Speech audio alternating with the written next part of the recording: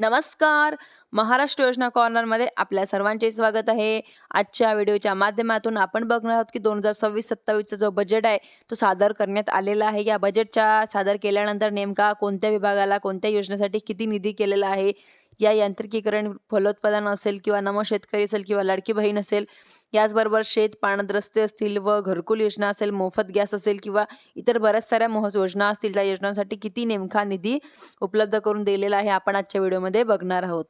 म्हणजेच की आता योजनेसाठी किती निधी वापरण्यात आलेला आहे आपण संपूर्ण माहिती आपण आजच्या व्हिडिओच्या माध्यमातून बघणार आहोत. की कृषी यांत्रिकीकरण म्हणजेच की केंद्र पुरस्कृत कृषी यांत्रिकीकरण योजने राबवली जाणाऱ्या योजनेसाठी जवळपास 300 कोटी, तर राज्य शासनाच्या माध्यमातून हा निधी राबवली जाणार आहे व कृषी यांत्रिकीकरण योजना यावर्षी राबवली जात असताना त्यांच्यासाठी सुद्धा जवळपास 200 कोटीचा आसपासची निधी उपलब्ध करून देण्यात आलेली आहे.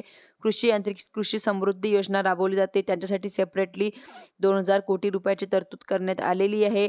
आणि यांत्रिकीकरण योजनेसाठी सर्व काही जनरल प्रवर्गासाठी 300 कोटीचा, SC प्रवर्गासाठी सुद्धा 18 कोटी रुपयाची तरतूद करण्यात आलेली आहे व ST प्रवर्ग असतील, अनुसूचित जमातीसाठी सुद्धा साधारणपणे 15 कोटी रुपयाची तरतूद बजेटच्या माध्यमातून करण्यात आलेली आहे.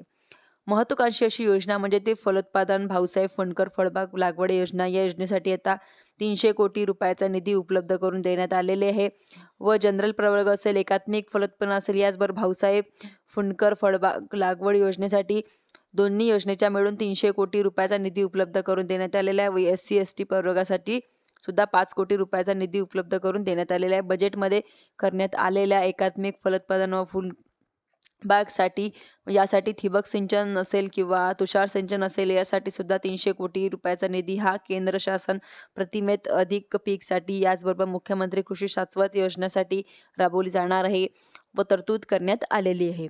याचप्रमाणे पीक या घटकांसाठी SC ST प्रवर्गासाठी सुद्धा निधी उपलब्ध करून देण्यात आलेला आहे. यासाठी सुद्धा 3 कोटी रुपयाचा निधी हा SC प्रवर्गासाठी साधारणपणे 22 कोटी 50 लाख रुपयाची तरतूद या ठिकाणी करण्यात आलेली आहे. आणि जनरल प्रवर्ग नमो शेतकरी योजना असेल, या योजनेसाठी जनरल प्रवर्ग असतील, साधारणपणे प्रवर्गातील शेतकऱ्यांसाठी 4787 कोटी रुपयाची तरतूद या ठिकाणी करण्यात आलेली आहे व SC असेल, SC असेल प्रवर्गासाठी सुद्धा तरतूद करण्यात आलेली आहे. SC प्रवर्गासाठी 696 कोटी रुपयाची तरतूद, तर ST प्रवर्गासाठी 575 रुपयाची तरतूद नमो शेतकरी महासन्मान निधी योजनेसाठी करण्यात आलेली आहे. व पोकरा योजना जागतिक बँक आणि राज्य शासनाच्या निधीतून राबवली जाणारी जी योजना आहे, 441 कोटी रुपयाचा निधी बजेटच्या माध्यमातून उपलब्ध करून देण्यात आलेला आहे. आणि लाडकी बहीण योजनेसाठी साधारणपणे प्रवर्गातील महिलांना जवळपास 21,000 कोटी रुपयाची तरतूद बजेटच्या करण्यात आलेली आहे.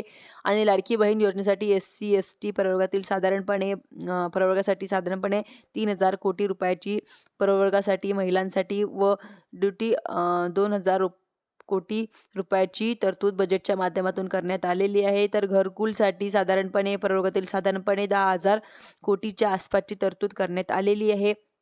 केंद्र शासनाचा निधी, राज्य शासनाचा निधी मिळून 10,750 कोटी रुपयाची तरतूद साधारणपणे प्रवर्गासाठी करण्यात आलेली आहे. आणि ST प्रवर्गासाठी साधारणपणे 1,817 कोटी रुपयाची तरतूद बजेटच्या माध्यमातून करण्यात आलेली आहे. आणि ग्रामीण घरकुल योजनेसाठी प्रवर्गासाठी सुद्धा साधारणपणे 1,300 कोटीच्या आसपासची रक्कम बजेटच्या माध्यमातून देण्यात आलेली आहे व